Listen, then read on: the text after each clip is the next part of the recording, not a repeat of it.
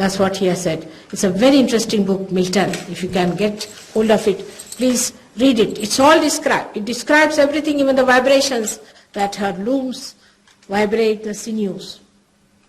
It's in Jerusalem now because people come for Sahaja Yoga. There are some very good Muslims we have, young people, who just found in their own country that fundamentally start taking the rule and they are behaving in such a fanatic manner. They thought that if God is such a fanatic nonsense, then better give him up. And they wanted to become communist, and they had taken to communism to a point. When one of them came down to London, and somehow he happened to come to us, where he got his realization. After realization, he knew that it is one extreme is fanaticism, another extreme is denial of God. God is there, but in the center. He went back, he got 500 people realized who are Muslims. And now they come to London. His mother wanted to go to Makkah. Makkah is also, according to us, is a very great pilgrimage, no doubt, because Muhammad Sahib was really very great and he was the incarnation of the primordial master, which can be proved on your Kundalini. All things that I am saying can be proved on your Kundalini. And you can see for yourself. It's absolutely practical for you to see. Now when he came to, his mother wanted to go to Makkah, she told that now why do you want to go to Mecca? Now Mecca has shifted to London. Better go to London. That's what it is. One has to realize that when we talk of anyone like Christ or Moses or Abraham or Muhammad or anyone, you should know they are all related to each other, while we are identified with one or the other. Let us identify ourselves with all of them to understanding of Kundalini. You'll be amazed when the Kundalini rises. If somebody is a Muslim, he has to take the name of Nanaka, otherwise the Kundalini doesn't rise. All the fanatics have to give up their fanaticism before the Kundalini rises. And even if their Kundalini rises and gives them realization, they are again sucked back into their fanatic pouches. So all these things will only disappear, all these relative things will disappear as soon as you find your absolute, that is your spirit.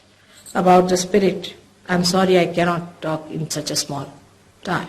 But there's a very good tape on Satchidanand, that is the spirit. And it's best is to listen to that, because I would do no honor to your spirit if I just finish it in 2 minutes or 3 minutes like that. It's a very wide subject and very beautiful, most enjoyable to know about your own spirit, about yourself that truly you are, not this body, not this mind, not this ego, neither these conditionings and these all ideas you have, conceptions. You are what you are. Thank you very much.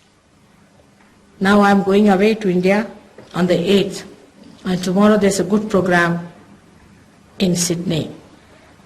And 8th I'll be leaving, and then I'll be in India for a short time and going back to London. Maybe next year I'll be coming here. I would request you that you must attend your collective programs, because the message of Sahaja Yoga is collectivity. If you take my photograph and meditate at home, after some time you'll find you'll lose vibrations. You will not grow. You have to grow collectively. It's very important that all of you should grow together collectively.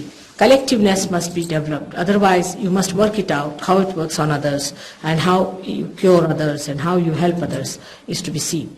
Some people will be coming from Melbourne, from Sydney to Melbourne in the beginning till you understand Sahaja Yoga, and then they will go away. Of course, there is no money, nothing involved. As you see, we have started in a very small way. Now, when next time I come, I'm sure Melbourne will be a seat of very good Sahaja Yogis, not doubting but understanding. Doubting doesn't give you much chance. You see, what is there to doubt is nothing but your ego is doubting something. There is nothing to doubt. Just come and see. This is a new university into which you have entered. You don't have to pay anything, that's all. Where you have to pay, you do not doubt and ask questions. I know you go headlong, but here you are free. You have freedom to doubt. But do not pull it too fast, because it will spoil your chances of realization. May God bless you.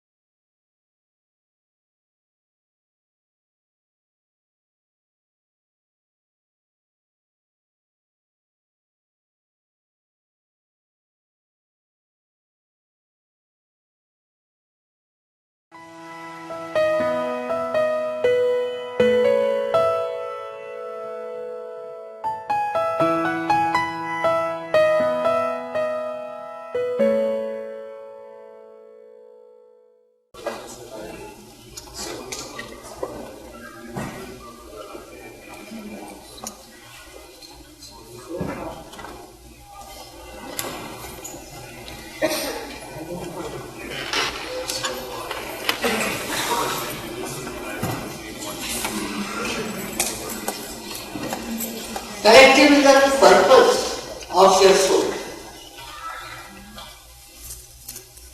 You have to become collective. But it's not the collective artificial one. But like your hands are collective with the whole body. If there's a pain here, the whole body will feel. But who is the other?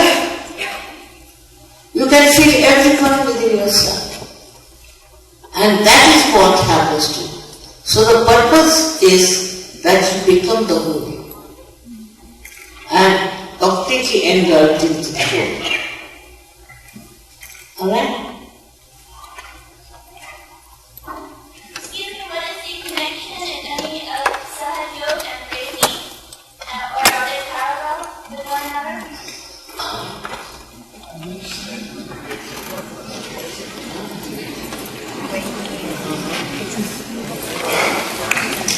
I don't want to criticize anything. Only thing you should see all these things, what have you gained? First question. What have you gained by doing anything? Have you got self-realization? Have you got the knowledge of the divine? Have you felt the cool breeze of the Holy Ghost? Just like that. As a mother, I would say, what did you get out of it? There are so many in the market, so many. I would ask you this question. Child, what did you get? There's no end to such things.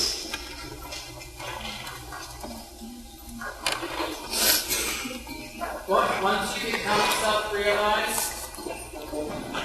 how do you maintain it?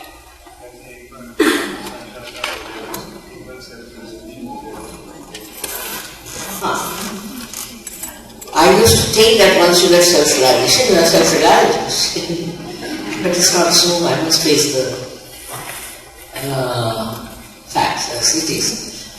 Once you get realized, of course, I mean, you do feel all the time the good breeze and all that.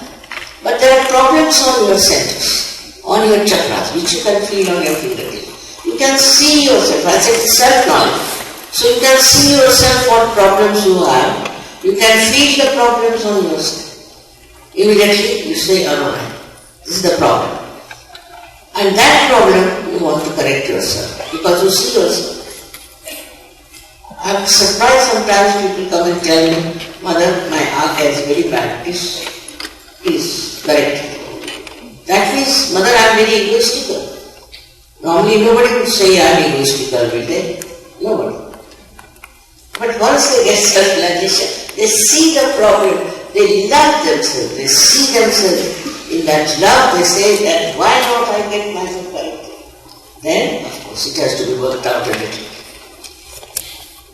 Like, even if the seed sprouts, it has to grow. It doesn't take much time. Within 1 month's time, most of the people become masters. They can give realization. They can tell them anybody, you need not be very well educated, nothing.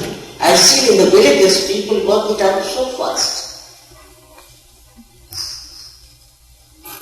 So I can't say how much time it will take, but I've seen people becoming masters within 1 month's time.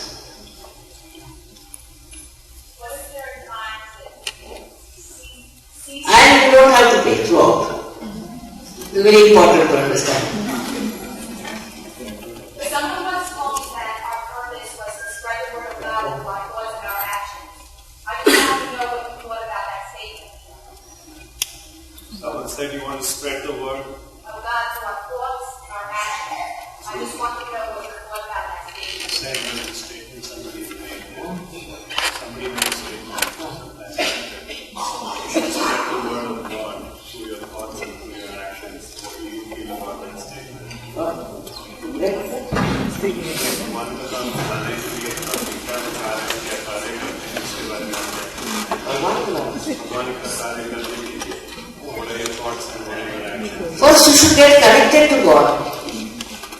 If you are not connected to God, whatever you are doing in the name of God may not be. First point is we should be connected. Supposing this instrument is here and if it is not connected, it has no meaning. In the same way, our God's work has no meaning because we are not yet connected to God. First get connected to His power. Yes, now. In yoga, once you get self-realization, you know yourself, but who is going to correct the injustice in the world? Who is going to become the leader who will change the world where there is injustice, where there is a discrimination, where there is a hatred? If you are saying forget about the hatred, who is going to come forward? If I become self-realized and if I forget the hatred, then who is going to come forward and change the world where there is a injustice, where there is a crime, where there is a harassment?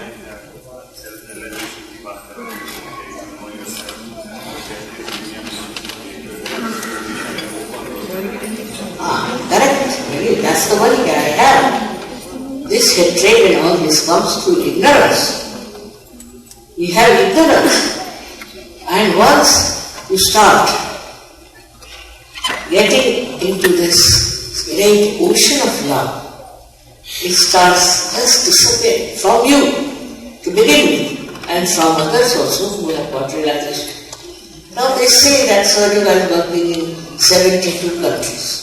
And we have seminars in India sometimes, and sometimes in Italy, where the people from all these countries come. I have never seen them criticizing each other. Of course they have great fun, they enjoy, but never seen complaining or doing anything wrong to each other.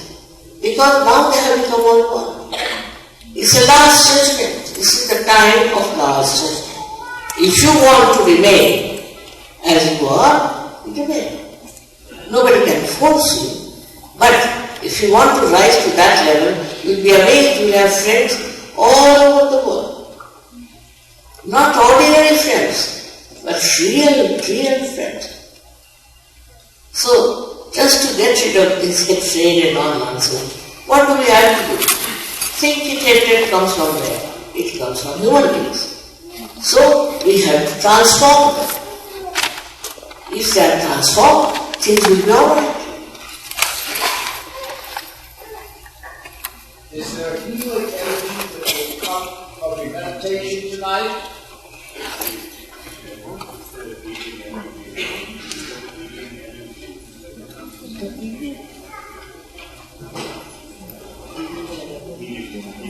Yes. First of all, one must know what is this energy is. You must understand. And it heals people, no doubt. It does heal. First it will heal you. And then it will heal others also. No doubt. It does. But first you must know it. You must know how to do it. It would be like any doctor who is not even done his MBBS or anything and trying to do some job. It will be like that. So first I would say you should establish. Those who are established surgeons, first of all, get very good health, but they can help others. They can heal others. Definitely. That is nothing. That is just a big part of this energy. Thank you.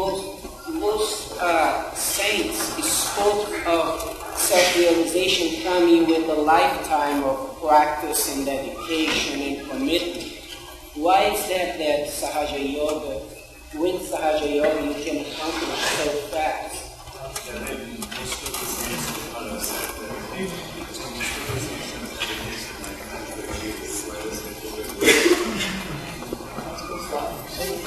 Why? Because the need is so much. It's the need of the divine. Divine now is present with human being. And it wants to have a very short thing. You see, formerly, to go to, even to New York, was very difficult. I don't know how many years Columbus took to then come to America. But today, it has come. So I would say it's a jet age.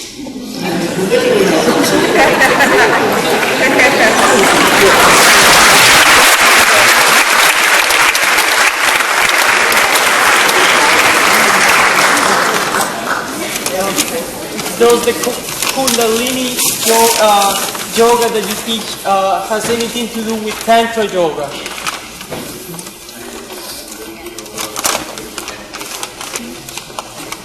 see, the name is Kundalini Yoga. It has nothing to do with Kundalini Amateur. So, Sahaja Yoga and Kundalini Yoga are the same, if you see the meaning of it.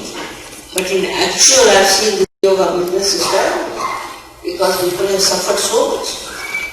So, it's something very different. I don't know what they do in the name of Kundalini Yoga.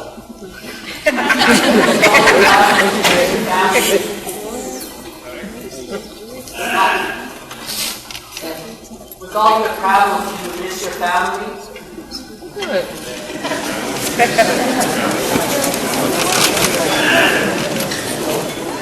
My family is very sensitive.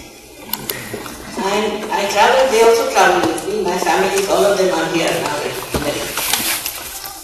But my family is very sensitive.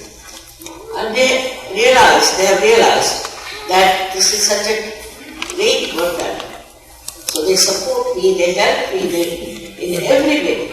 They are very supportive and they like it and they enjoy all the people who have got realization. So family have the same ideas, or we can say the same feeling for the world, and they are very happy.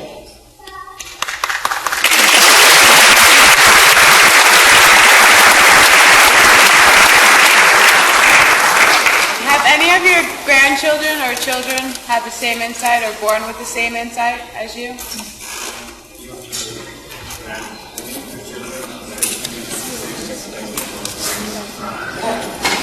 Yeah, see, I have also great grandchildren. And I am surprised that they are all born realized. They are born realized. That's very surprising. And the family is so united, so helpful. And my great-grandchildren also have the vibrations, they understand. And it's remarkable how the Divine has been kind to give such a family. I have never neglected my family, never. But they understand that my work is very important. And they also enjoy my work very much. They also feel the vibration. They also have got realization. Yes, please. I'm not able to get out of this body consciousness.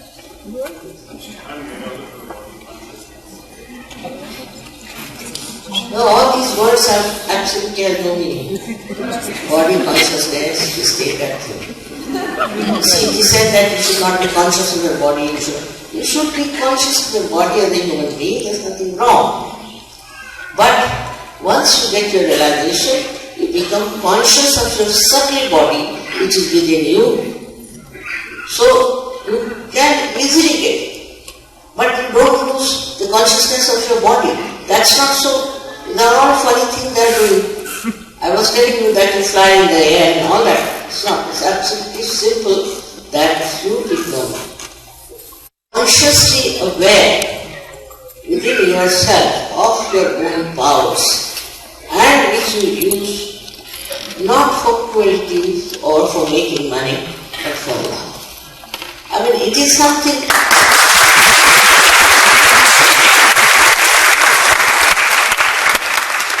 It is something that happens to you, like I would say a flower. See, it's just a bud. Maybe it's not even a bud. Then it becomes a flower. And you see your fragrance. And you are amazed at yourself. So all these things that you have to give up your body consciousness, this consciousness, is not necessary at all. You don't have to give up anything. Wherever you are, whatever you are, in that only you get the light, the enlightenment as the God.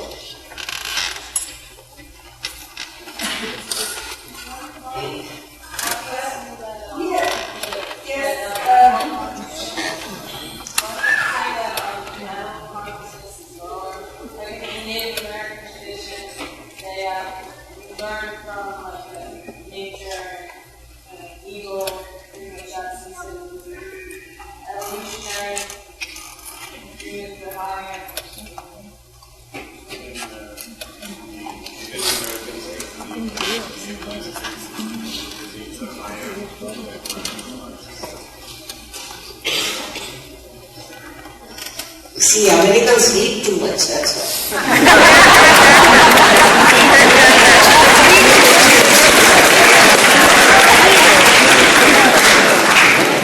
All their beliefs come from some reading, I don't know from where they come from. And to neutralize them is very difficult on a mental level. But if you get your realization, certainly this is all nonsense. You said it's correct that Americans have this idea, those ideas, but these ideas are not reality. Have you felt the reality? First get to the reality. Then you will see, in these words, I don't know what people read. I mean, this is nothing I came long time back before here. I ran away. I said, impossible. Their brains are already filled with so many books, I don't know how to talk to them. And after 9 years, I appeared on your soil. Now they're changing. So they're realizing this is all kind of a money making going on with the books. Thank God it's coming up now. It's better. Do you believe that the Kundalini is the same life force, energy that's Chinese called Qi? That this energy is, part of us, part of the world, that can be accessed in this way, and also through things like Qigong and Tai Chi, is it the same force?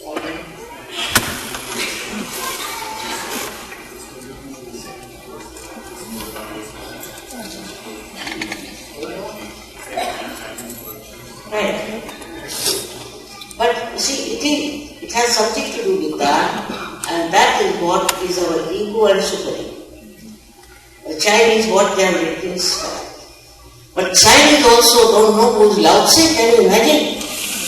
Lao Tse is the man who talked about this thing, is the one who told them about Kundalini, and they don't know who is Lao Tse. Especially in America, I don't know what sort of Chinese live in. Such a great source of knowledge, and what they are saying is a perfect thing. But everything gets integrated inside them. All the knowledge, all the scriptures, everything gets integrated. Absolutely integrated, because out of light you see the truth in all of them. There is truth in everything. There is truth in every religion. But religion now has become money oriented, also power oriented, so it's gone on. But actually, if you go to the roots of it, it is all the same. For example, take the case of Kosovo. Now there these Muslims wanted to have a separate state. It's not necessary. Why do they want to have a separate state? You see, everywhere where they were tried separate state, even in our country, they all are suffering.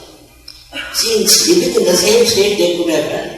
Alright, they said it. But one thing one should understand, that in democracy, how can you have a state based on religion? You cannot. Despite that they wanted. Now what did they get? Did they get their separate state? They became refugees, poor things starving. For 2 years they cannot go back to their houses and homes, because there was no discussion. If you want to help them, best thing is to give realization to everyone. Then all Muslims, all Christians, all Hindus, all of them become surgeons. They respect each other. They have to become surgeons. No use becoming Christian, Hindus, Muslims, because that means fighting. And in Italy we had a little discussion, and they said that we don't want to have one global religion. We have a global religion because innately we are religious. If you know what that innate religion is, then you will become global. But they don't want, because they want to fight. If there is one religion global, we all are there respecting all the religions and all the incarnations and all the principles of religion. Suppose, then how will you fight? On what basis will you fight? This is the problem. We have to go beyond these limitations which are created. We can say created by human being only. Human beings are good at spoiling everything, I feel that. You see, if you go in a forest, it's so clean, so nice, all the birds are there, all the animals are there, the lions are there, the tigers are there. You will not find anything stinky. But you send one man there, the whole place is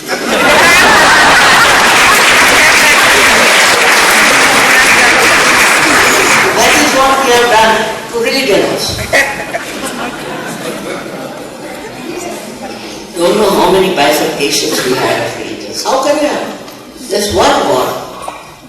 How can there be so many religions? And just fighting in the name of religion is stupidity. Because they don't know if there's innate religion within them.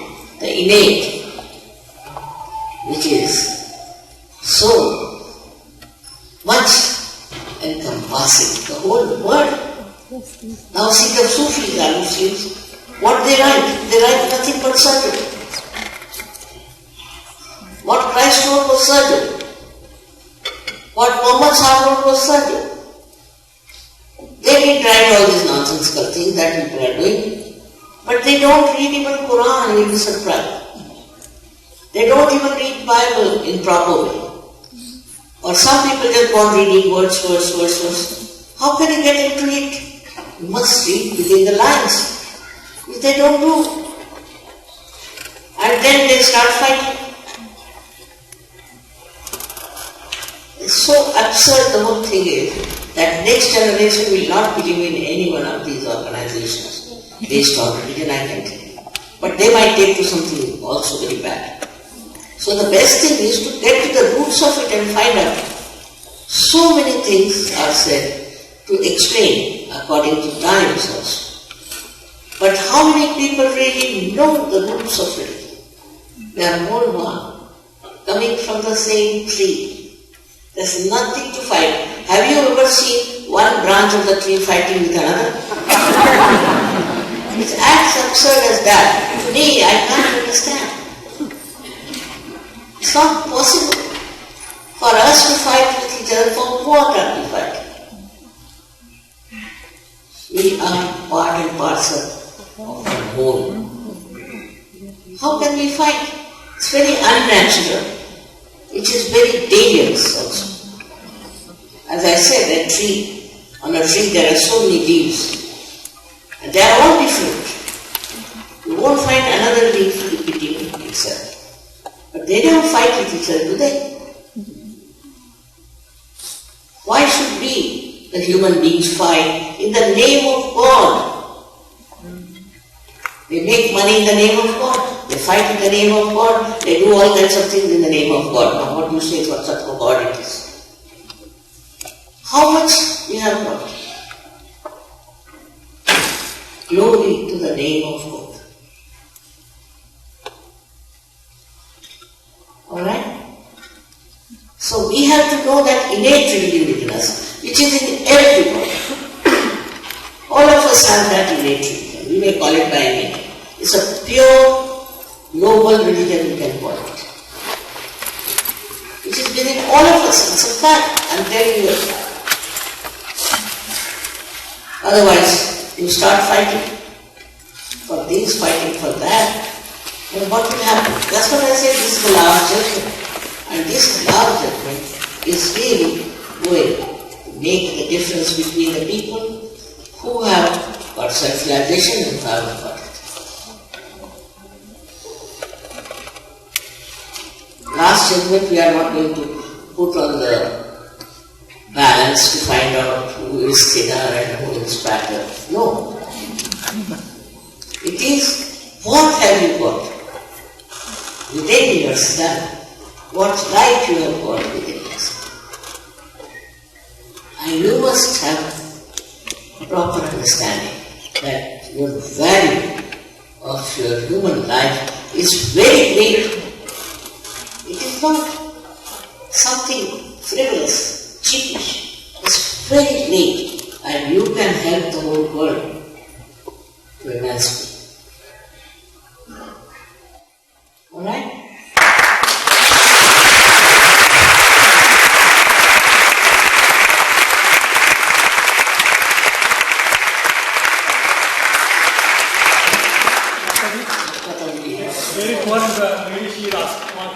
question from last. Well, it's the fact that I'm not vegetarian, that I eat meat and fish and things like that. And also I love that big coffee stuff, those things. you will get the self-realization with one. Whatever is good for you, you will have. These are all the things that are there because you haven't got your self-realization. Please make yourself comfortable. I never say you become vegetarian. I never say you don't give up your smoking, drinking, nothing. If I say that, half of the people will go away.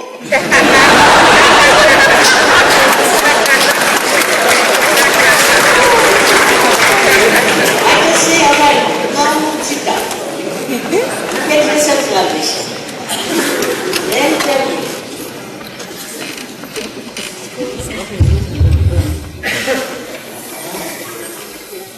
What's there?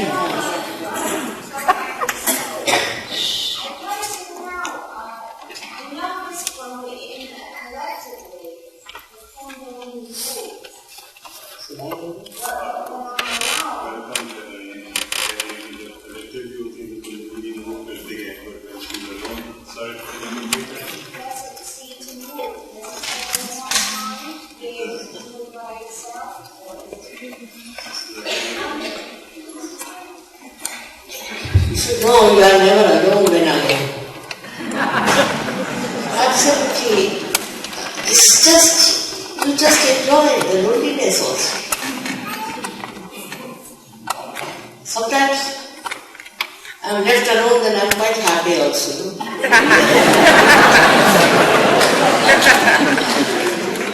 No questions, nothing, no problem.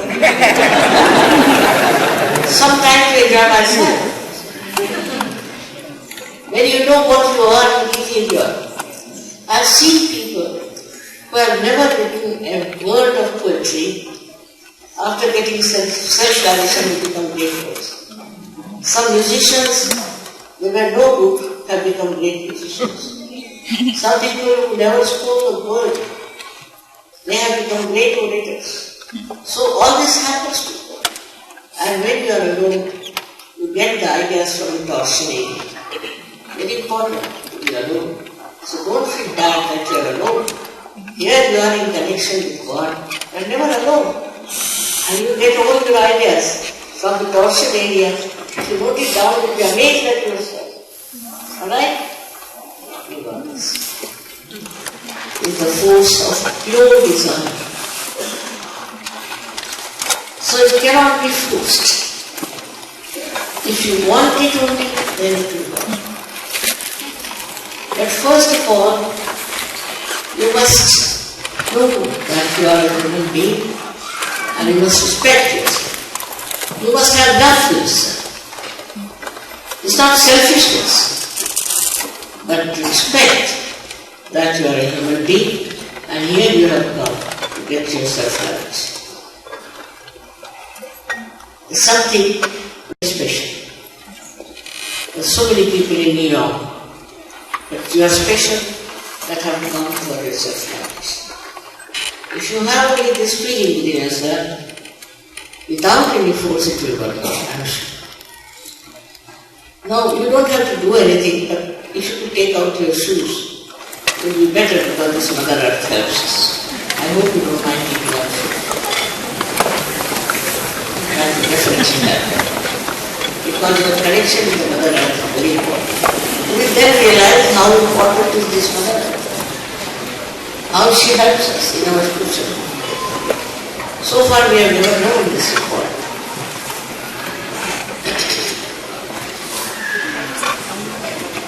So those who do not want self-realization have to leave the hall. They should not disturb others. If they want to have, then welcome very much and they can get it. It will hardly take 10 minutes. Self-realization will take hardly 10 minutes. Not more than that. But you people seem to be very aware. It's not the same as I had seen, say, about 20 years back. very aware, and I'm sure all of you will get it in no time. Now, only thing you have to do is to put both your hands towards bicep and both the feet apart from each other. Why and how, that we will know later on. Why? These two hands represent your two sympathetic nervous systems. Just put it little higher. Little higher.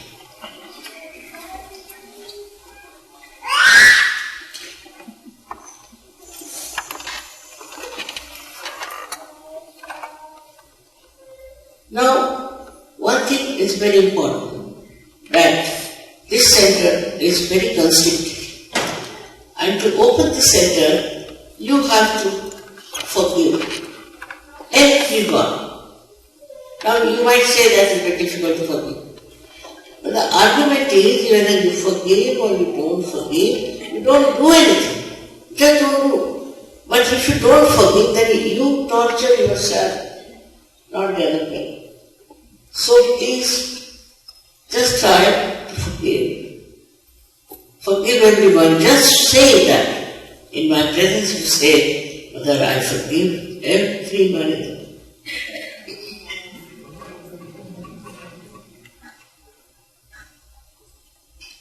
The second thing is that you have to forgive yourself. Because if you feel guilty, no use feeling guilty, because it gives you pain here, and this center catches very badly. And you might get spondylitis with that, or you might get also angina. So why feel guilty? I mean, whatever has happened, finished now, today, at this present moment, because we have to be in the present. So forgive yourself. And people get, entangled into this guilt for such a small thing that I'm surprised at. There's nothing to feel guilty. As I said, you must have respect. After all, we are human beings. If you have made mistakes, it's all right. Now don't go on playing on it. Just forgive yourself and forgive others. That's all we need. Just say that. Now, put your hands up like this towards me. Now, put your right hand towards me. And bend your head. And see if there's a cool or a hot breeze coming out of your fontanelle bone area. You can put your hand little away from your head, not on top. And see, you can move your hand and see for yourself if there's a cool or a hot breeze coming out of your fontanelle bone area. This is the actualization of baptism. Just see for yourself. This is your own power. Now, please put your left hand towards me. Put down your hand. And see with your right hand if there's a cool or a hot breeze-like vibrations coming out of your fontanelle bone area, which was a soft bone when you were a child. Now, this is hot because you have not forgiven either yourself or to others. That's why it was hot. Just see this. You can raise your hand up and down on the sides and see for yourself.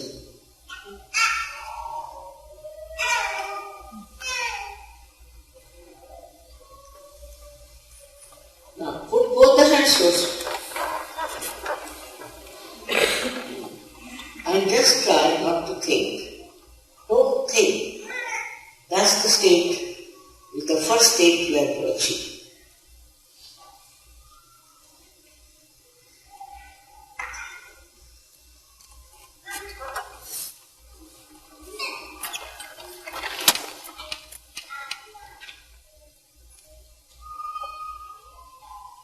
Now just try to feel. If you feel any cool breeze on your fingertips or on your palm or on from the fontanelle bone area on top of your head, if you are feeling it, it's an experience as I told. It is not that I have to certify, it is you have to certify. Please forgive. Forgive everyone. Forgive yourself. That's very important. Now raise your hands to the sky and push back later. Now you can ask any one of these three questions, any one of these questions 3 times. For example, you can say, Mother, you can call me Mother or Shri Mataji, is this the full breeze of the Holy Ghost? Or, Mother, is this the Parama Chaitanya? Or, Mother, is this the all-pervading power of divine love? Ask any one of these questions 3 times. You can push back your head.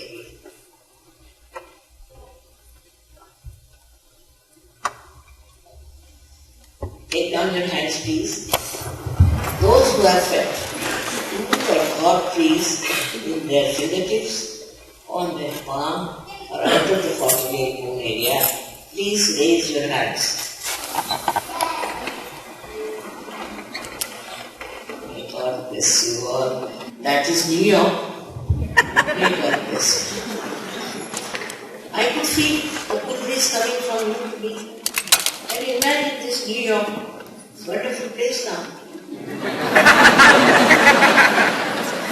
But now you have to grow. I must tell you, you have to grow. You feel very nice on top of the world now. I know that you feel. But you have to grow. For that, we have programs, follow-up programs. So please try to come to those follow-up programs. Because then you will grow. And then you will realize, if you do not take it seriously, it won't work. And you'll be lost again. Like some, Christ has said that some seeds were sprouted and were sown on the roadside. It's like that. So you have to respect your self-realization, and please try to come to follow programs. I don't know where they are. I will tell you just now where they are. Please be seated for 1 minute. 1 minute. And write it down. It's important that you must know everything about it, and you should become masters. Every one of you can give realization to at least 1,000 people.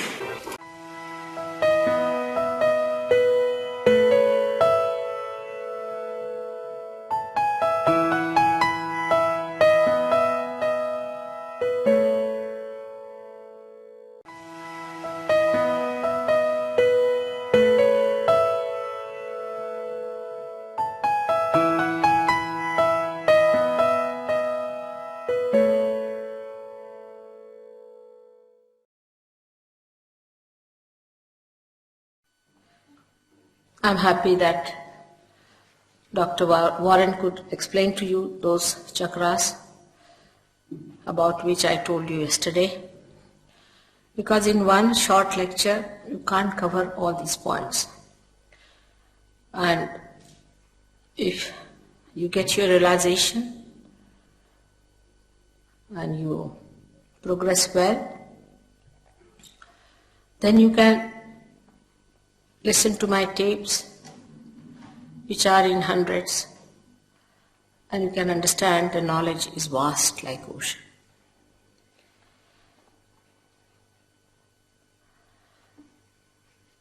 As I yesterday told you, that when you get enlightenment, you become the knowledge. It's a very confused statement. People don't understand what does it mean to become the knowledge. The other day, a gentleman came to me and he told me that my Guru has already given me the knowledge. I said, how? Because he told me I have given you the knowledge. I said, but still, how is it? It is knowledge. How do you believe that he has given you the knowledge? So he said, no, mother. He touched me on my forehead and I saw a light. I said, then still, you can see the light otherwise also. How is it you have got the knowledge?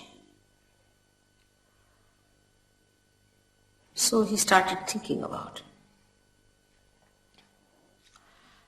He said that, what should happen if I get the knowledge?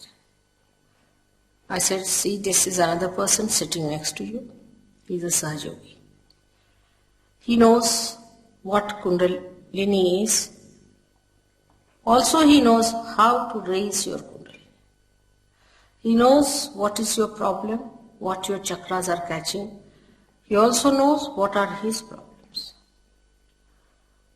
So he asked me, how does he know? I said, he has become the knowledge. Yesterday I told you that on your central nervous system, you should be able to feel others and yourself, which is inside. Now, for example, a person who is mad. When he started becoming mad, he did not realize.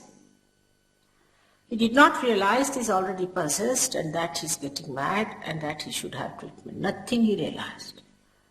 Gradually he became mad and he is in the lunatic asylum. Or a person who gets cancer does not know he's developed a cancer. Till they say that now it's hardly 15 days, you have to die. This is on physical level, mental level. A person who is egoistical does not know that he is egoistical, that he is oppressing others and others are a part or parcel of himself. Like Hitler never realized that he was such a horrible devil, that he will go to hell. And those who were around Hitler that time did not realize that a devil is growing in this society, that a devil is going to come. Nobody realized everything, and suddenly after 11 years he comes back as a horrible, destructive, satanic force. So, if you read the books written before his regime, they were actually supporting him. Because they said that we are getting decadent, our society is decadent, and we need a person who will take us to austerities and who will make us little disciplined. We need discipline, we must have discipline. And so they liked him. Even the young students liked him. When he went to the universities, he charmed them by saying we must have discipline, we should be austere, we should not eat this food, we should not eat that food, we should become very austere. And that thing was very much appreciated by the young people. They did not realize whether this man was a devil or not. Now, knowledge is such that in that you see the subtle of yourself and subtle of others. And the subtle of ours and the subtle of others resides in the chakras. These are the chakras which reside within us. And these chakras are the ones who cater to the need of any emergencies we have. For example, if you have to run very fast, we can run very fast. Our heart starts beating. The sympathetic goes into action. Then these chakras bring it back to normal by supplying proper energy to that part which has been overused. They bring it back to normal. When, say, on the left-hand side and the right-hand side, we have two extraction of the sympathetic nervous system. When this extraction is too much on the chakras, these chakras get separated. And there is a deity in every chakra. And when that deity sleeps off, there is a separation from the whole. Because that is how we are connected with the whole. This is supposing is the vertebra, is like this. Once it is broken off, you are broken off from the whole. The control is lost. Once the control is lost, then you start working on your own. Once a cell starts working on its own, it becomes malignant. It loses that relationship with the whole which gives it balance, a sense of proportion and coordination, how much to grow, and that's how cancer is set in. In the society also nowadays, because the society is becoming ego-oriented, We go on saying, what's wrong? What's wrong in this? What's wrong in this? As today, just now, Warren was telling you that there is a dharma within us. We have got 10 dharmas, the 10 sustainers within us, the 10 commandments that we have to obey. Why? Because if you go out of them, then you go into an imbalance, and if the imbalance is set in, then you can develop any one of these problems which come out of imbalances. That is how we cannot cure cancer, because we cannot make the cells go back to its normal condition. At the most, what we can do is to remove the cells from the body who start attacking others and making them also ego-oriented. But we cannot make them again normal cells. Only through vibrations you can do it. Because when you vibrate these centers, they become more powerful. They expand their aura. So the circle that was small becomes bigger, engulfs both the sides and bring them together. And again the deities are awakened and the cells start getting the message from the whole. This is a simple principle, which is a subtle principle. But a person who gets a cancer, how will he know he's got a cancer or not? Because there is no way of knowing it. But when you become the knowledge, you start developing the sensation on your fingers. And there are decoding words, decoding language, which tells you which are the centers catching and how to cure it. Immediately you are on the alert because you know it's happening. Now people who have, say, mental problem, they don't know they have mental problem. Some of them, they are not at all aware of it. But then they realize they have a mental problem. A psychiatrist came to see me. Today only he was with me. He's a surgeon and he treated some mentally handicapped person. He's a psychiatrist. So he finds always his finger shakes before me. This finger and this thumb. If this is burning and this is shaking, that means there's a possession working on you. A simple thing like that. Now this person can clear it out because Sir Yogi, it takes hardly 2 minutes to clear it out. But the person who has got it can be also cleared out, because once you know what is the center, and if you know the deities whom to awaken, and if you know how to awaken them, you get it cleared out. That's how mad people can also get cured. Now here there's a madman on the road. Just now when he was speaking, I was in the room. He was saying, you must seek Christ, you must seek God, and all those things on the street. He's himself mad. You see a mad leading others into what? Lunatic asylum? He's talking like that loudly. You must seek Lord, you must seek God. How? How do you seek? Just giving lectures, seek the Lord, seek gods. Is this the way? If I say now, put your attention inside, just now you're sitting before me. A simple thing. Your attention is towards me. Now turn your attention inside. Can you do it? You may say, yes, we are doing it. That's wrong. That you are not doing at all. Something has to happen within. Unless and until something happens, your attention cannot go inside. Many people just believe into something false. Go on believing into it till they suffer from it. I have seen people who have been like that, fanatics. In their old age, they become absolutely either violent people or useless or aggressive or boring.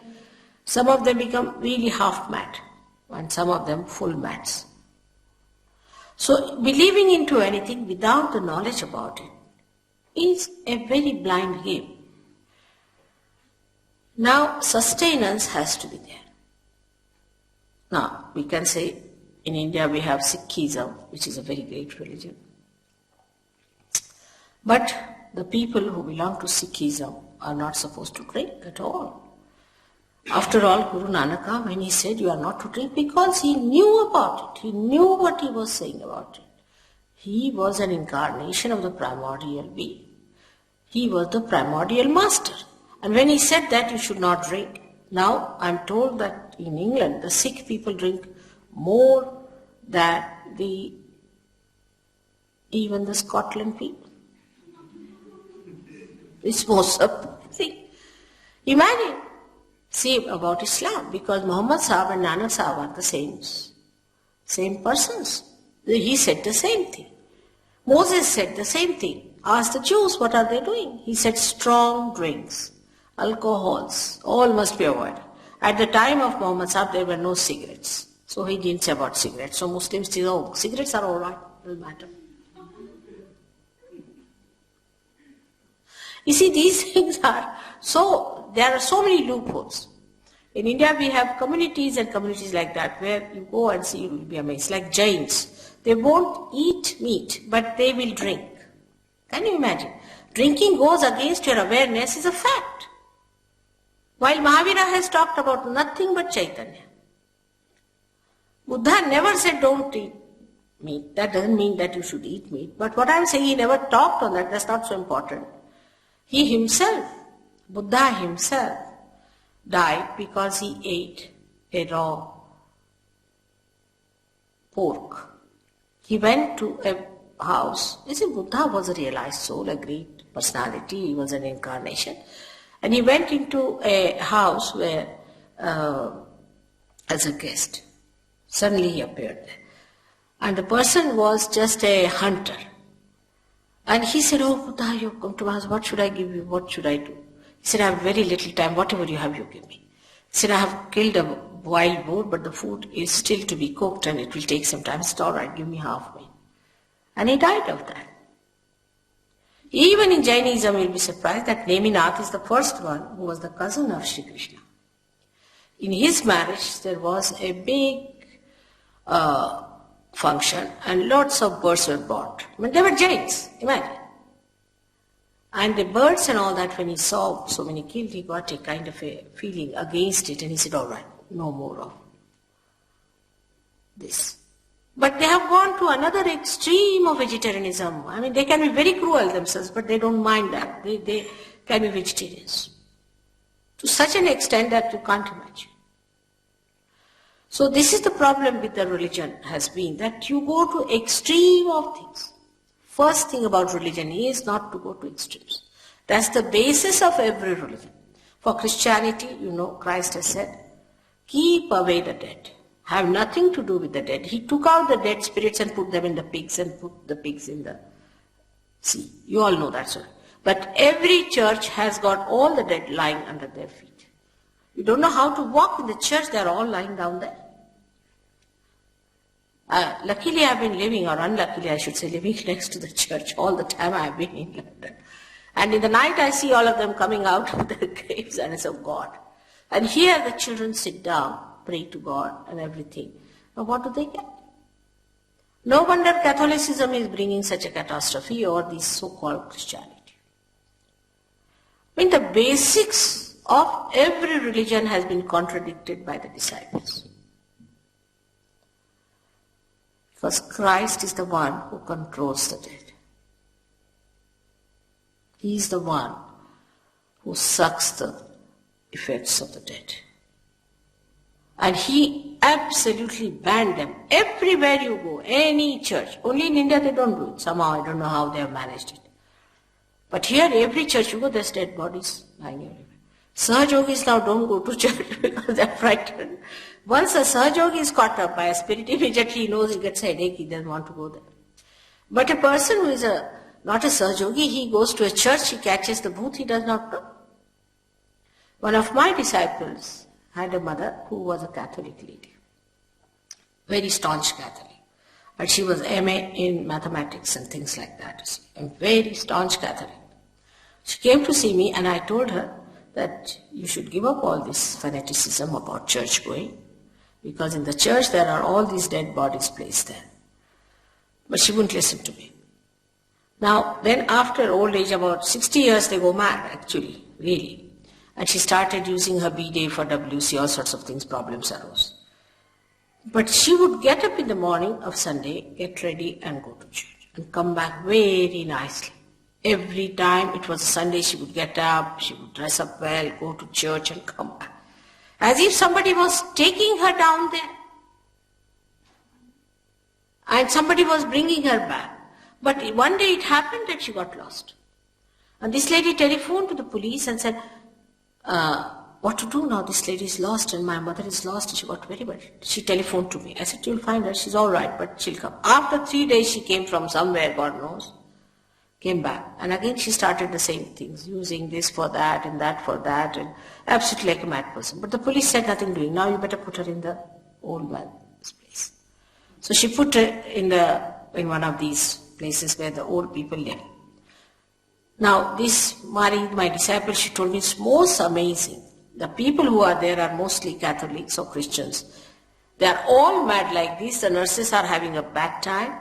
But all of them get ready on a Sunday and go to a church which is specially made for them. Can you imagine? Just look at this obsession. It's an obsession with us. We must know these are obsessions. We are not free people. We are slave to these things.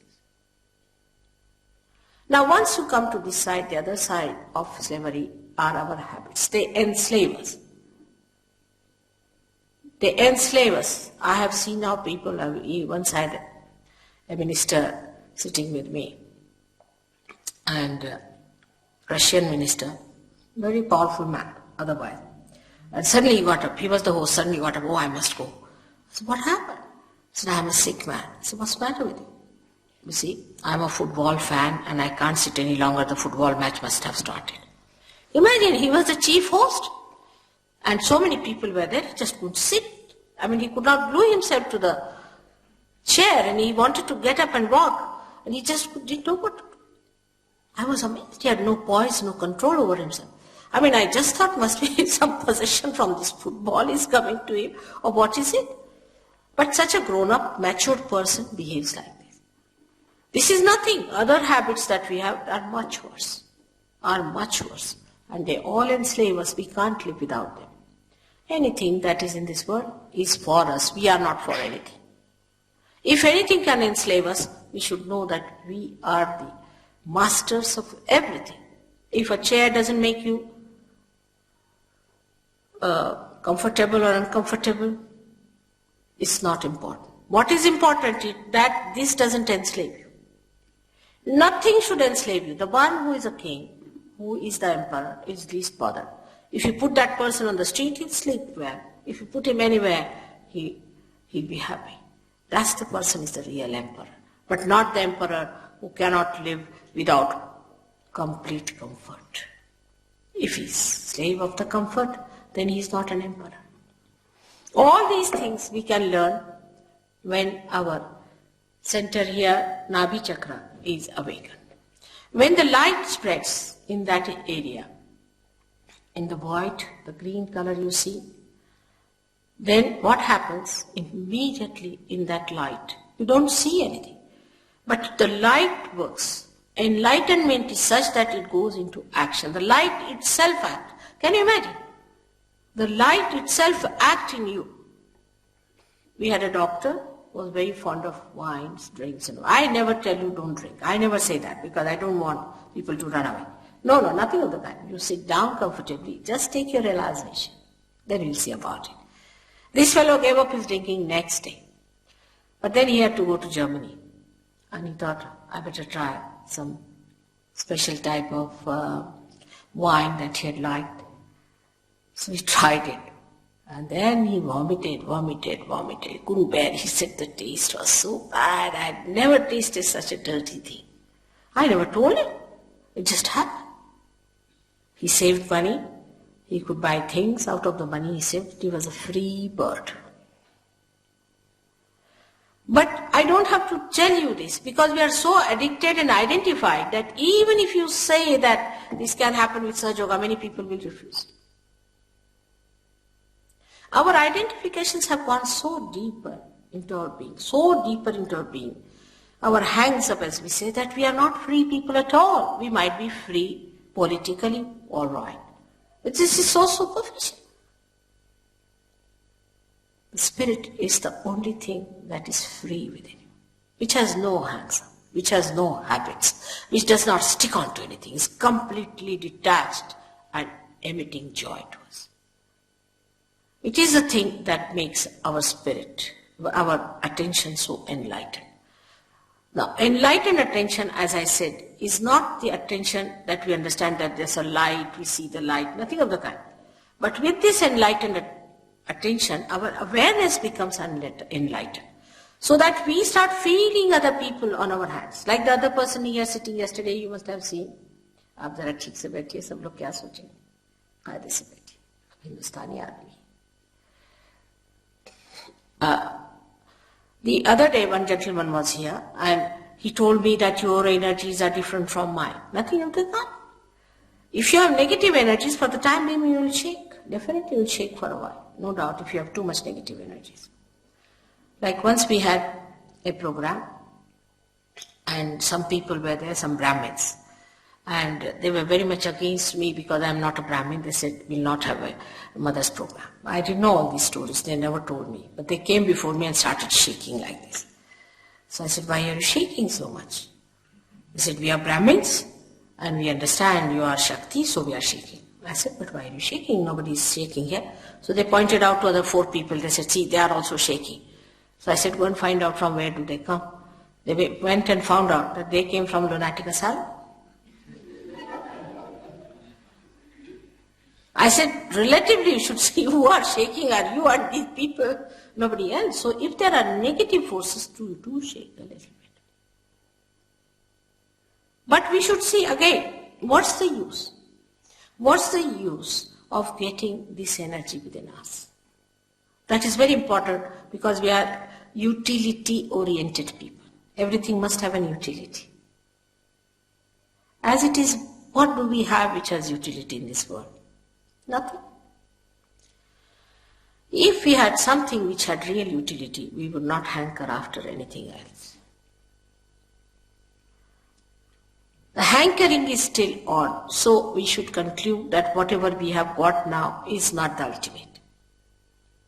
The utility of the ultimate is that once you get the ultimate, everything becomes relative. Everything becomes relative.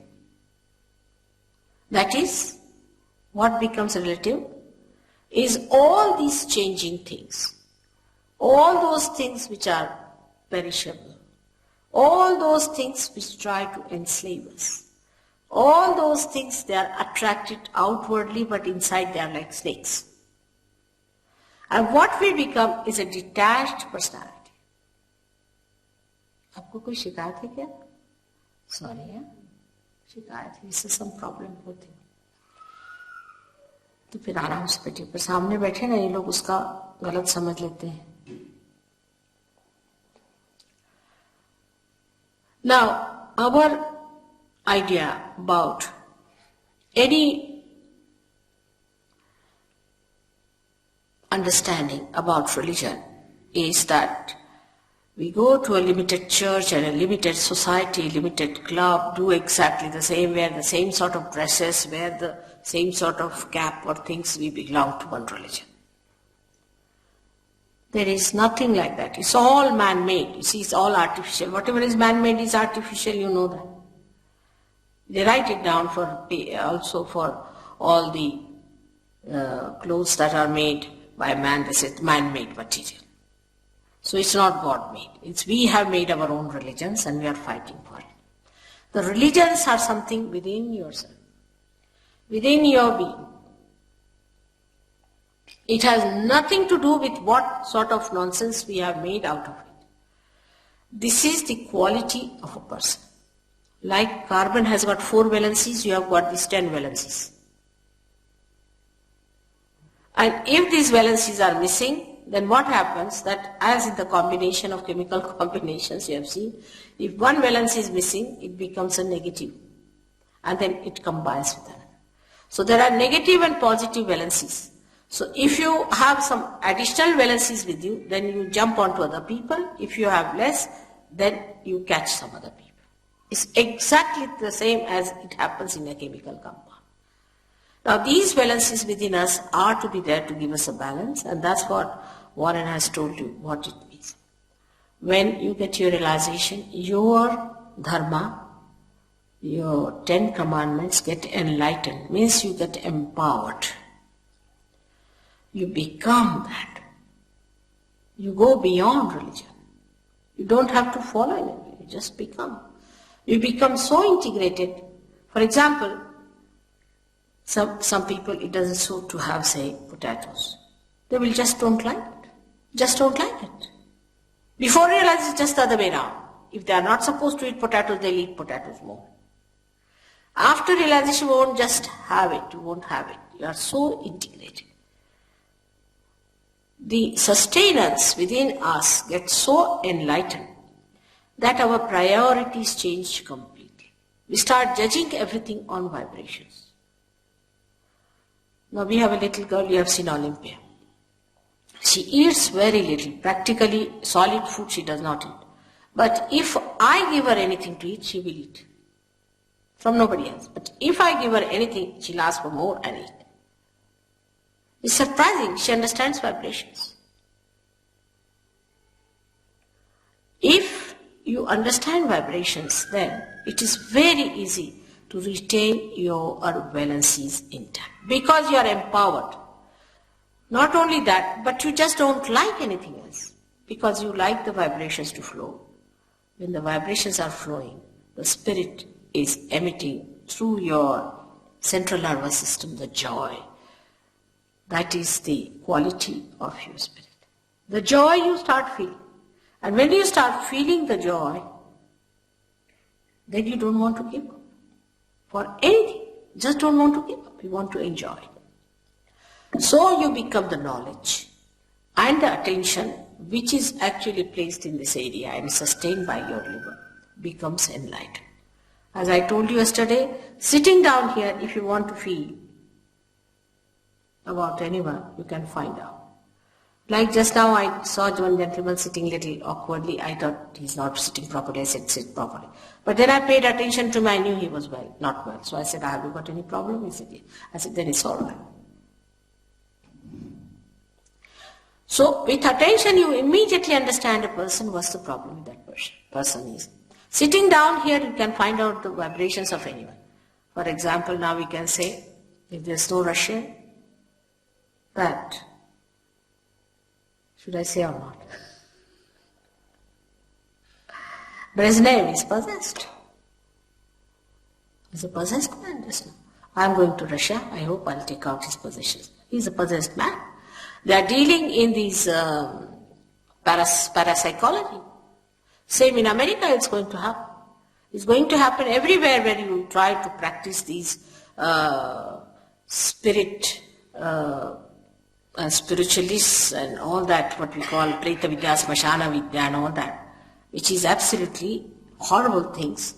Calling them with sophisticated names like parapsychology and calling by, what other names they call it? Charismatic movements and all sorts. It's nothing but spirits. Nothing but spirits. All these people are practicing nothing but spirits. They bring out the dead spirits and call it the Holy Ghost, imagine. This charismatic movement is another horrible thing.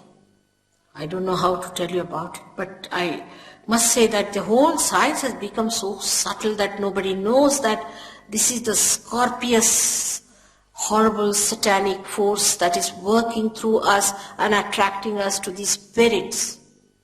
Some people said, Mother, there are good spirits and bad spirits. But why? Why? Why go to the dead? You don't know which is good, which is bad. How will you know? Why go to the dead? We have to be in the present. We don't have to be in the past. So that's one thing happens when you lose your valencies, that you go to the left. When you go to the right, you may be very austere, you don't eat that food and this and that. You may become a very ego-oriented person. You go to another side called supraconscious, the collective supraconscious. The left side is the collective subconscious and the right side is the collective supraconscious. When I started my work, I decided not to talk about these dead spirits. I said I'll manage without that. That's not possible. For 3 years I never talked about it. I didn't talk about the deities, I didn't talk about anything. For 3 years I managed it. But then among us a lady came who was practicing all these things. And she possessed so many people. And thousands of people used to go to her. She would tell them which horse will come first. Where is the money lost? All sorts of things. And thousands of people used to throng, Here we have so few people, but let some tantrika come in, you won't be able to control your traffic. This will be the condition with any one of these horrible people coming in. And this lady really made me talk of these things. And that's what it is, they exist. So going to the left or to the right, you go into a problem because you enter into an unknown area which is very dangerous. Very dangerous. For your information, cancer is caused by left side movement. I have not seen one patient of cancer who has had no such experiences. For example, these fake gurus or this initiation by these horrible people or reading the books of these left-sided things like, what's his name, is Rampa, Sampa and all these so-called Buddhists. Any one of these things can cause cancer. And recently I saw a very good film on this by your television here, English television. They showed where some doctors had made an investigation and they said that they have seen that the cancer is triggered by some proteins which they recognize. They call them as 52, protein 52, 58, that's the name they give. But they recognize that they are coming from the area which is built within us since our creation. So it is the collective subconscious. And they have pictured also, photographed.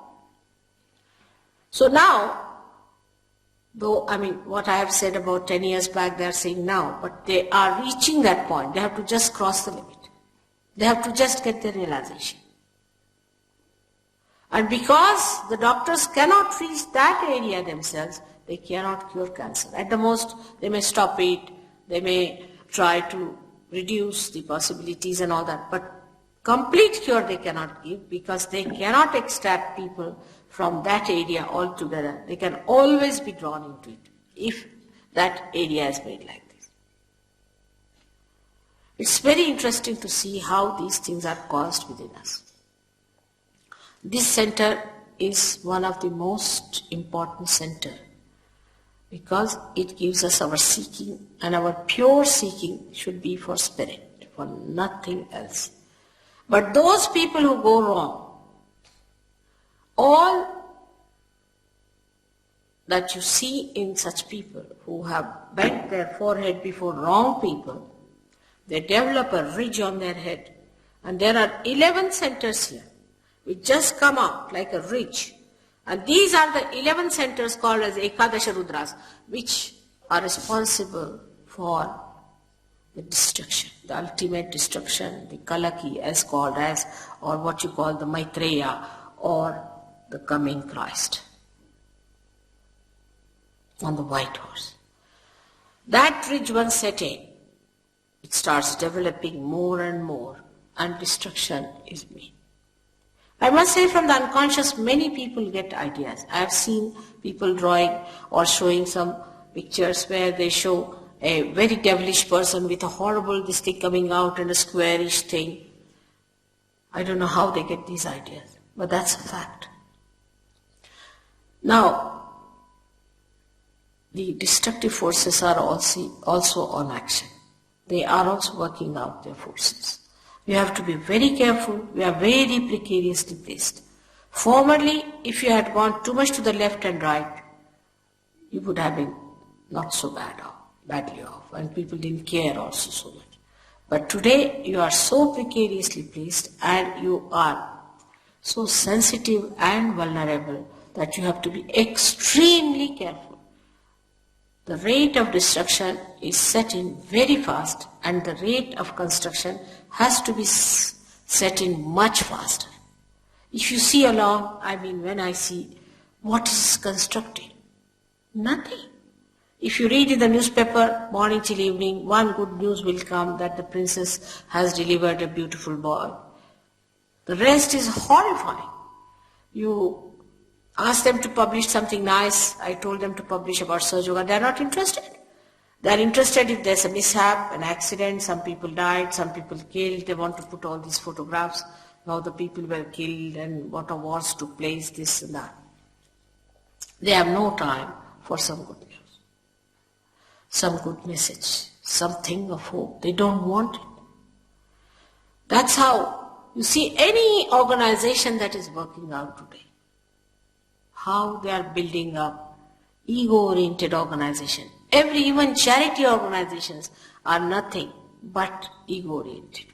I have myself been with many associations like that and worked with them. I was amazed. These people had no charity in them. Charity is something that should come as compassion, should just flow from it. But it is some sort of a camouflage for earning better position or a better status and all nonsense going on. A person who is charitable is actually a person who just flows. Who is the other to be charitable? If they are the part and parcel of me, whom am I going to be charitable? If this finger is paining, am I going to be charitable to this finger? I must look after it jolly well because it's paining me. I have to do rubbing of it, whatever is necessary. I have to do it. And that's what people don't understand. All this kind of our facade will one day fall down. And we'll find out that we have been wasting our energy over something very, very trivial. Actually, the all-pervading power does everything. We do not do anything. Believe me, we do not do anything. How many flowers are turning into fruits just now? Who is doing that job? How many seeds are sprouting at this moment just now? Who is doing all that? How many children are born at this moment? In the human body, no foreign matter can stay. No foreign matter. It tries always to expel it. But when it comes to fetus, not that the body only keeps it there, but sustains it, nurtures it, looks after it, makes it grow, and when the right times come, it throws out. Who does that? We take everything granted. Take our eyes. If you are a doctor, you can see what an intricate thing has been created as eyes, that we see people through these eyes. Who has done all that? Have we done it? Can we make even one eye? And we see so many different types of eyes. This is the compassion of God. This is the power of God that is all pervading. First time when you get realization, first time you feel that compassion. You feel those vibrations. You feel that all-pervading power. You can now know that all-pervading power is there, and then you can see the maneuvering of it. You can work it out.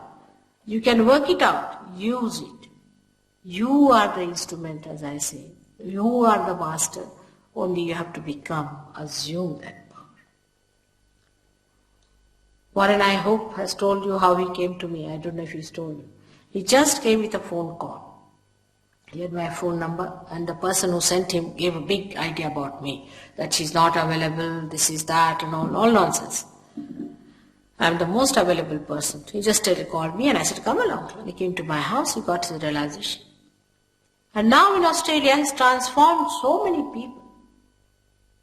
We have ashrams in 7 cities of Australia. England is the most lethargic, I must say. 7 cities of Australia are now there, ready to get it. There are so many people working it out because once you get the light, you give it to others.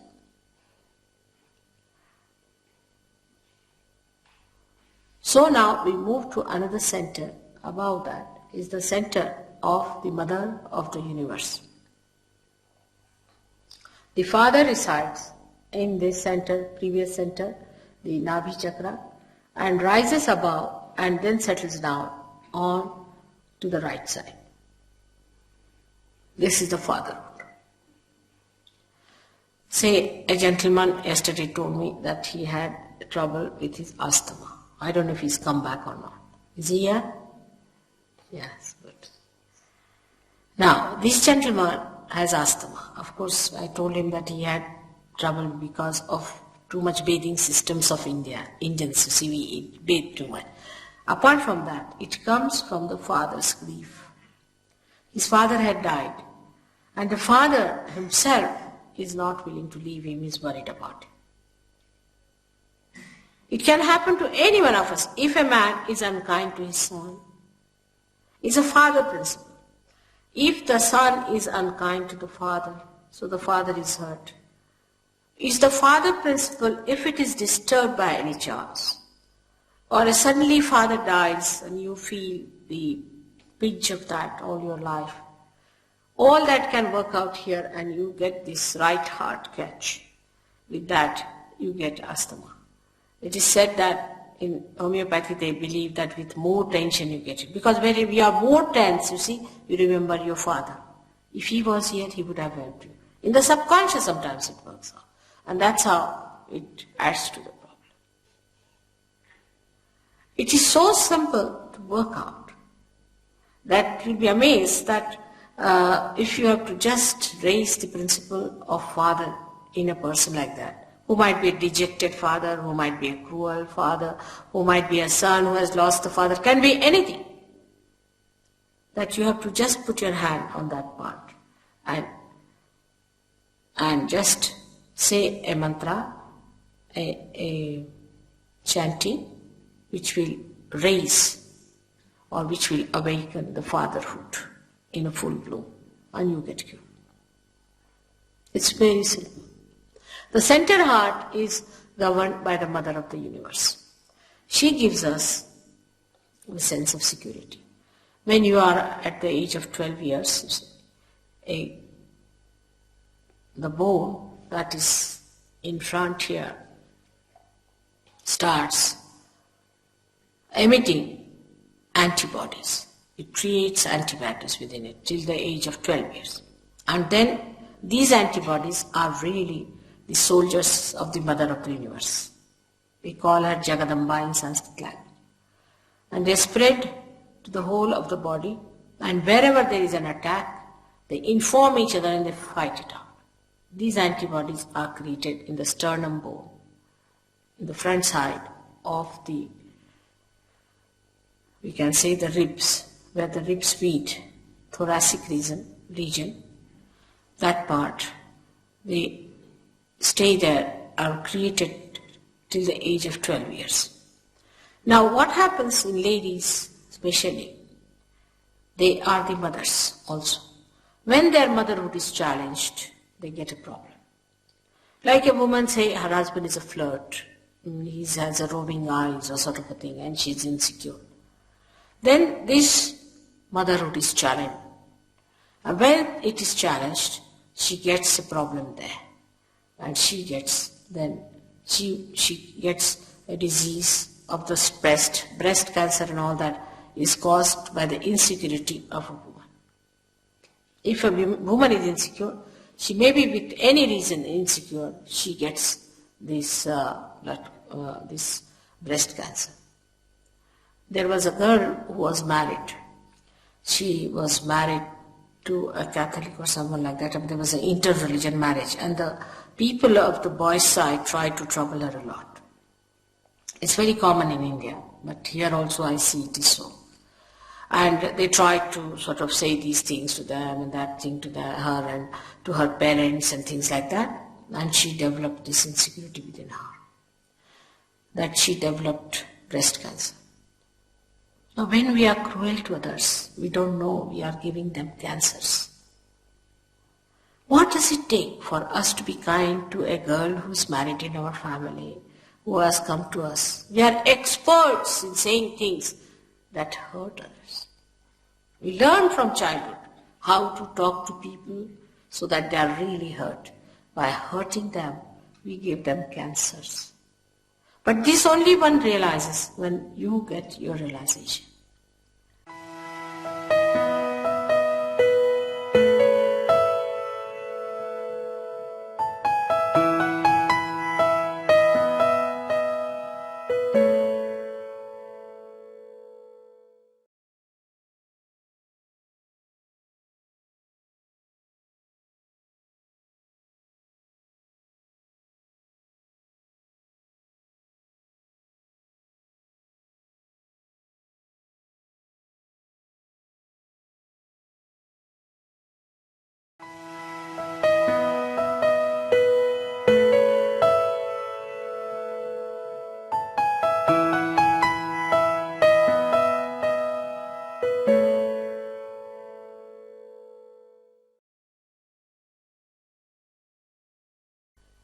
Then you really understand that how much a person is suffering. Because you also feel a little pain there. Your whole style of talking, your whole style of behavior, of commuting with others completely changes. This center is very important. On the left-hand side is the mother's side, and the mother itself is. If the mother is a lunatic, you get a problem there. You might get it, we call it a heart. There are two hearts. One is the heart of the spirit and one is the heart chakra. If a mother is a fanatic, she's a woman who is very fanatic about her food, things like that, then the children get it. It's a dangerous thing to play with children like that, to have complete discipline on the children and just keep them, must walk straight like a horse put to things. Children should be allowed to have their freedom. Actually, when we suppress them too much, they become hooligans. That way Indians are better. They know how to bring up their children. They allow their children to have all the freedom. Just give them the idea of dignity. And when the children are so free with their parents in childhood, by the time they're about 4 or 5, they become extremely dignified. Like I see children saying their words like, get out, get away. From where do they learn these words? They learn it from their parents, or learn it from friends, or someone they must be learning, because these words are normally not spoken by children. Get lost. I've seen a little child saying that, get lost. I mean, it's too much to say to someone. But it happens like that. Because we do not understand what we should talk before the children.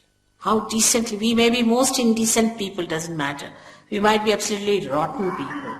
Even a dacoit knows that he should behave properly before his children, because children will become dacoits. Even a prostitute will understand that she should not behave in a manner that the child takes to prostitution.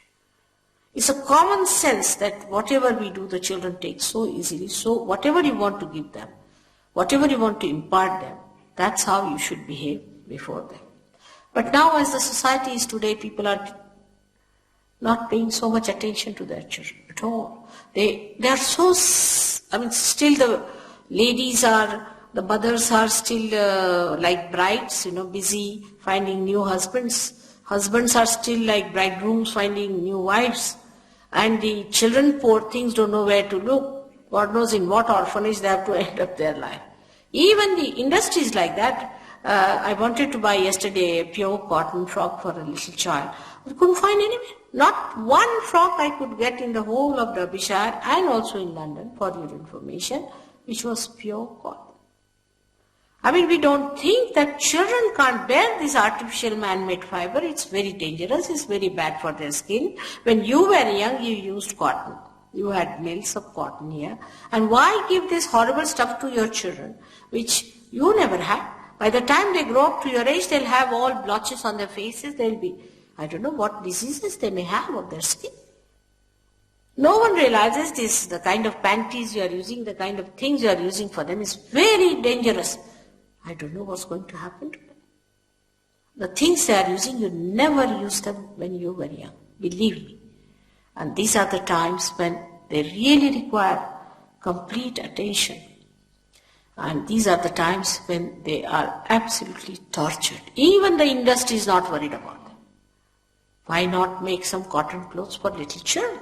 Actually, I would say the government must pass a law that no children's clothes should be made of any artificial things. You can have the elders with that, doesn't matter. But for the young children, you can't give them atomic bombs to wear. This is too much.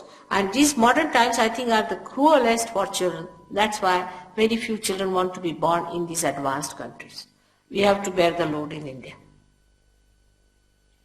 If you are not kind to children, imagine 2 children are killed by the parents. What sort of a society we have? Every week in London city itself, I used to think in England, but they told me it's in London city 2 children are killed by the parents, and I have not heard a single case like that in India. With this cruelty towards children, I don't know what women are up to. Where are they going to take their figures and their duties and everything in front of God? Such cruelty exists, such self-centeredness. Then with all this, the children develop this struggle and they have palpitations. They have very weak hearts. They are in your trust. God has given you such beautiful children that you should thank Him for that. They are not some surplus quantities have come to you. It's a blessing to you that God has given you children. If one woman in India doesn't get a child, she'll go and weep and ask every god and every prophet and everyone that she should get a child. While in Germany, it is going towards minus 5% growth now. They pay to a woman who has 5 children as much as the Prime Minister, or even more than that, but she won't have. She says, I lose my figure. Where are you going to take these figures? I don't understand. What are these figures for? Who is interested in your figures? Why? Why should we make ourselves so cheap? We are mothers and we should be proud of our motherhood. Motherhood is the highest thing a woman can achieve. I mean, I have achieved it because I am a mother for thousands. And I think that's the greatest thing that can happen to a woman is to be a mother. And mother and a guru, you can imagine my plight. It's much worse. That you have to tell your children something to be done and you love them so much that you don't want to say that. Then you have to play some little sweet tricks with them to bring them along. It's such an interesting and a beautiful life to be a mother. We should be proud mothers. But I would say the men too are to be blamed because they are not interested in mothers. They are interested in younger and younger girls. It's a sign of perversion, I tell you. It's a sign of a complete perversion. At the time of Muhammad Sahib, there were many women and very few men because so many were killed. So Muhammad Sahib did not know what to do.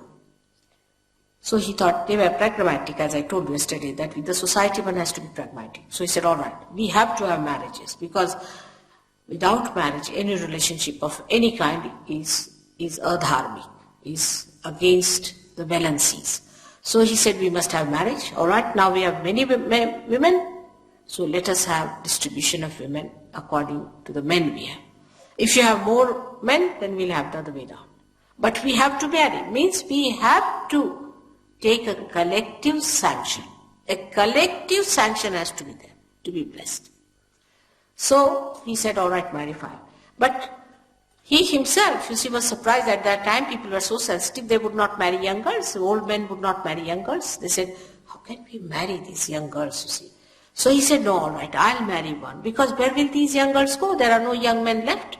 So what to do? But these days, if you ask an old man of 80 years, he would be very willing to marry a girl of 18 years. Stupid old fool, I call him. Because he doesn't understand. He doesn't understand that this girl is not going to respect him as a husband and he cannot enjoy the life of a husband. He is a grandfather, or call it a great-grandfather. He should behave like a great-grandfather. That's an ideal relationship he should have with a younger girl. All these ideals are confused today. Our relationships with others, every woman has to be attractive. Why? Every man has to be attractive. Why? For what? What are we going to achieve out of it? What is the utility? The attractiveness is all right as long as you are not repulsive. as long as you keep the ideal relationship with others. If the relationship becomes nothing but like a dog and bitches one, it's better not to have this kind of an idea. It's absolutely wrong to run after something which is not our way. Human beings have to live with dignity and with complete sense of idealism as far as their relationship with each other is concerned. If you just say, what's wrong? Then it's anarchy. Everything is wrong then, and everything is wrong. It's not one wrong, but everything is wrong. But if you want to have a flowering society, then you must keep to your ideals of your family life. That's a very important thing, but it happens to you as soon as you get realization. I don't have to give a lecture on that. You just do it. You just become a very nice husband and a very nice wife. Beautiful families can come out of such. There are so many, you will see them. There are so many beautiful families now in Sahaja Yoga. And now the great children, the great sages who wanted to be born are being born to them. Many great children want to be born in this England, and there are many who are born. But I don't know how they are treated. If people understand them or not. They have no vibrations to see if they are sages or not. But born realized children are so many in England that I'm regretting sometimes the way they are treated.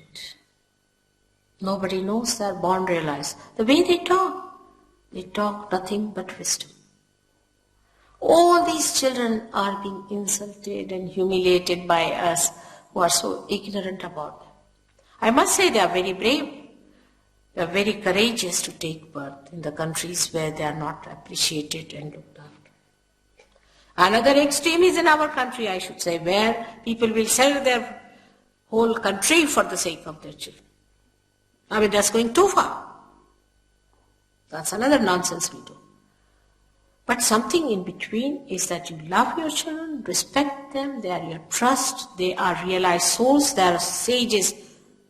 They are the foundations of the new world that is going to come.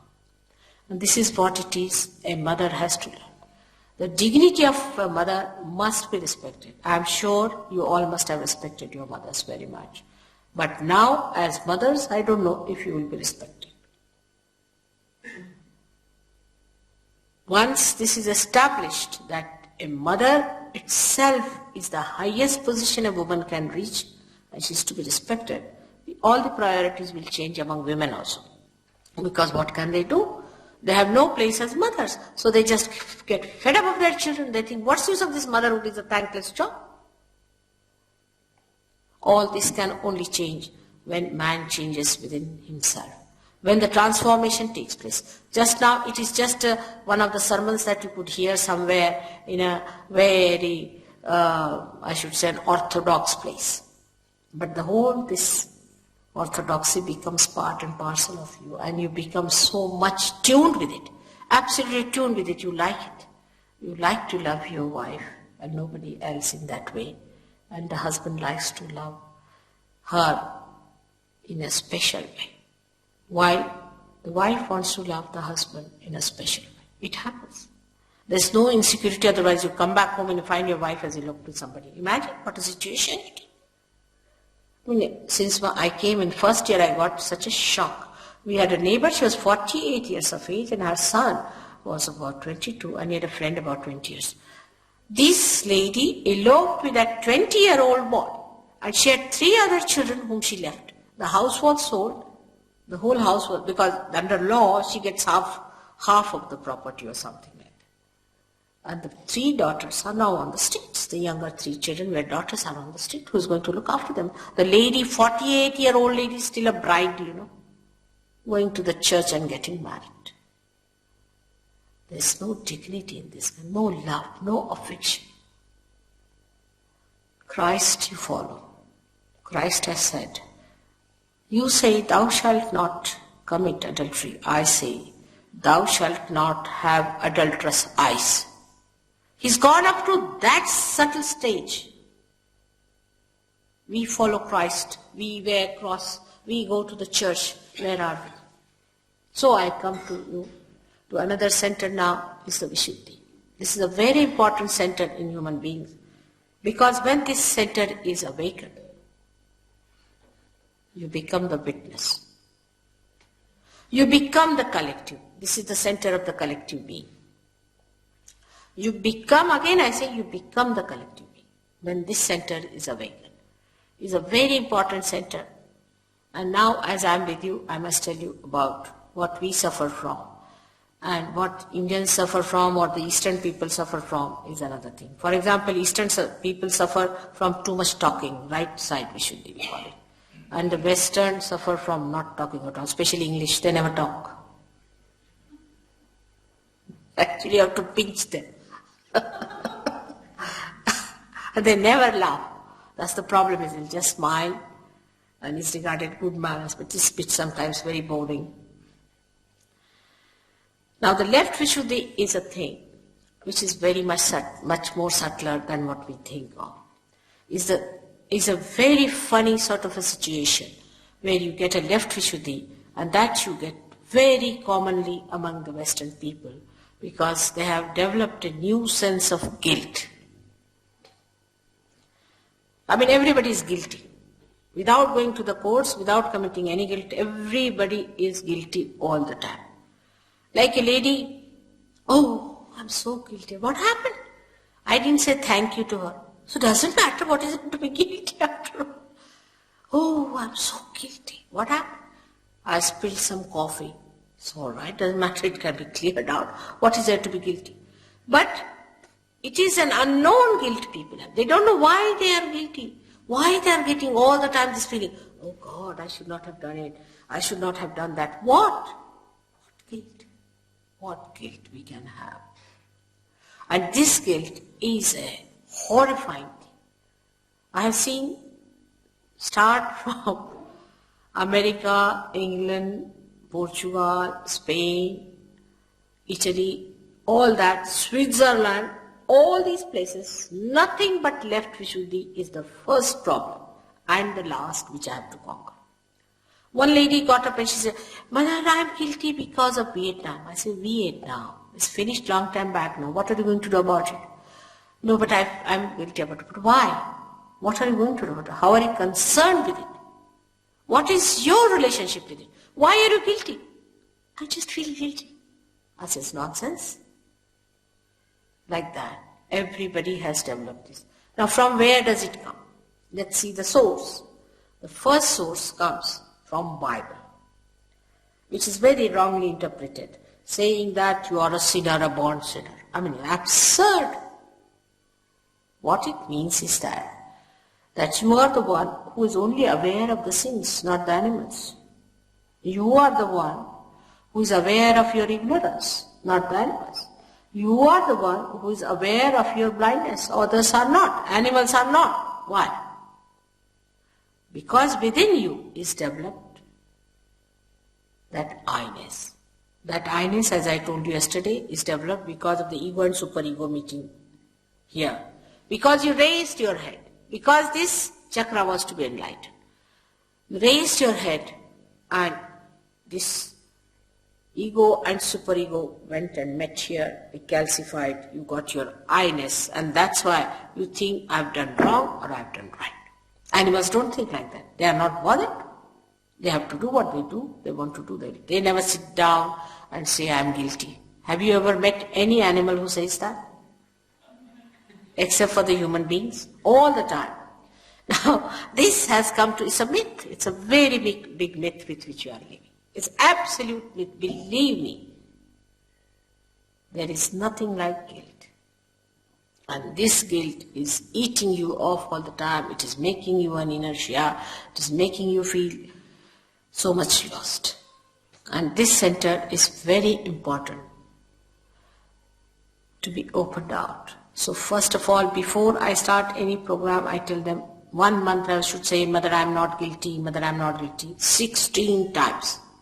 That's the punishment for being guilty. If you are guilty, you must go into punishment, all right? So this is the punishment for you, is to say, Mother, I am not guilty, Mother, I am not guilty. Say it 16th time, and that's how you get rid of it. It's so practical. It works out. With that you get spondylitis, you get pain in the heart, you get this hand, what you call frigid hand, all problems you get with that. And that is all because of this mythical guilt you are working on.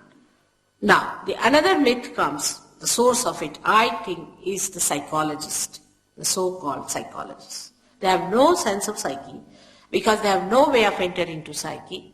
What they are doing is recording, finding out, and trying to cure people. How many mad people have they cured? Sahaja Yoga must have cured hundreds. How many mad people have they cured? They have not cured anyone. On the contrary, if you go to a psychologist, you might become more mad, the way they are mad themselves. Because the psychologists, when they talk to people, they don't know they are dealing with pathological cases, abnormal cases.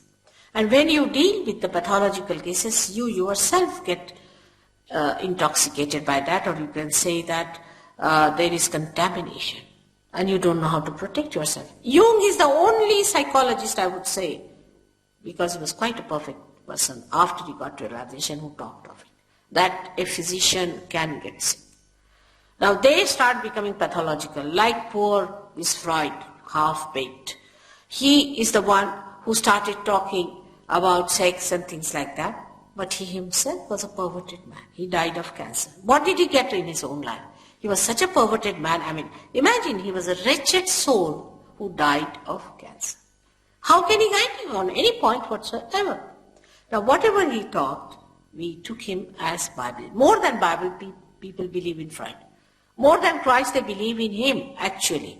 And if you reduce it to a minimum sentence, you can say he made everyone a sex point. You are nothing beyond it, nothing more than that, nothing else but that. Imagine to reduce your dignity to that level. As a mother, I just give him a grace mark by saying, poor fellow must have dealt with pathological cases and he was caught up and he gave these wrong ideas to me. He dealt only with the psyche, with the left side, which is also starting from there, but ends up there, ends up into your superego. So, sex addiction takes you to superego, means it takes you to your subconscious mind and your collective subconscious. Now, all your problems you are having are sex are because of this. Emotional behavior and all perversions take you to collective subconscious. There was a girl in India which is very abnormal. She came to me and she said that she wants to be with men and she wants to be with girls and she wants to marry a girl. She wants to dress up like a man. I said, really? So I gave her some Sahaja Yoga treatment and I found that there was a man in her. She was reduced to nothing. It was a man who was possessing her. And she was given these ideas through that man. And that's how she was talking. She was a possessed person. All these abnormalities come because you get possessed. There was a girl in Cuba who came to see me from Cuba in America, a short girl, very petite, small, good-looking girl. And she told me, her husband told me, Mother, surprising, my wife can take whiskey bottle neat like that, one she can drink it down. So I said, all right, sit down. I gave her a bandhan as we call it. And I saw a big, huge, like a globetrotter, really a very huge Negro coming out of her. And I looked at her. I said, do you know any Negro? She said, Mother, do you see him? Do you see him? He is the one who drinks. I do not drink. She said. And when he was distracted from her, she became such a sweet wife. All these abnormal behaviors, when you overdo it, lead us to that collective subconscious where you catch all these horrible people. Also, it can lead you to collective supraconscious if you become very, very egoistical. Then you can become Hitler. What's wrong? What's wrong? What's wrong with Hitler? Nothing wrong. He was perfectly correct when he said that he has come to save all the Aryan race and his nose was a specially made one. I mean, God must have been surprised to hear all that. I mean, you have to create some variety, isn't it? But this is what it is. I mean, these absurd things that we do in our life as saying, what's wrong? We jump into those ditches where you cannot return without some load on your head. And those loads work out all the things and you become such abnormal people. Then on the streets you will stand and shout like a madman. And if you provoke them, they are even worse. So better not talk to them and argue with them. Forget them. All those fanatics that we see are nothing but possessed people. Most of them are possessed. I would say so many of presidents and these despotic people, most of them are possessed. I meet them, I shake hands with them, they shake before me, and I know that they are possessed people. How are they there? They should not be there. They are possessed, they possess other people, they make them work out, and all this aggressiveness starts through their possessive powers.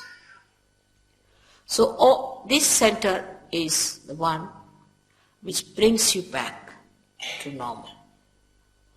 And then once the Kundalini rises and touches your fontanelle bone area and opens it out, then from your hand through this center, that collective personality starts manifesting. You become the collective personality. You become, again I say, it's the actualization. It is not that we are brothers and sisters, let us form United Nations and make good money out of it. It is actualization that you feel another person within yourself. And this is what is most important. This center, I mean, I can talk about this, I don't know how many hours, but this center has 16 subplexuses. And it looks after your eyes, nose, ear, nose, throat, everything, neck, even your face and all that is governed by this. A collective person, a collective being has a face which has a coefficient that even the face can emit vibrations. But this is to be seen only through vibrations. We will know who is the collective being.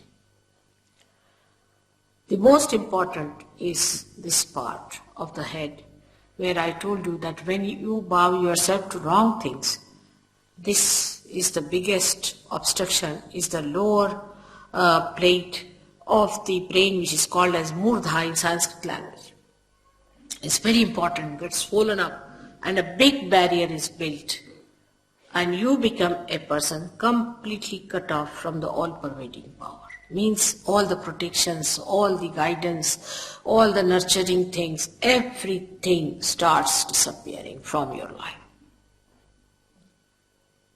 Now we go ahead with that center to the center here, which is very important and which I must tell you, though it's time to finish this lecture, is the center of Agya, which is placed in the center of pituitary and pineal body, which controls our ego and superego. Between the optic chiasma, a very subtle center exists. Some people call it a third eye. But the third eye they see is not the one I'm talking about. The third eye means the eye which sees inside, not outside. This center is very important and is adorned by the deity of Mahavishnu according to Indian name, and English name is Lord Jesus Christ. This is a very important center. Now seek your Lord. Where do you seek him? Where does he exist? He is to be awakened and he resides. Because most of you are coming from that background, I want to talk about it. Though Mahavira and Buddha, both of them also reside within us. Mahavira resides here and Buddha resides here. But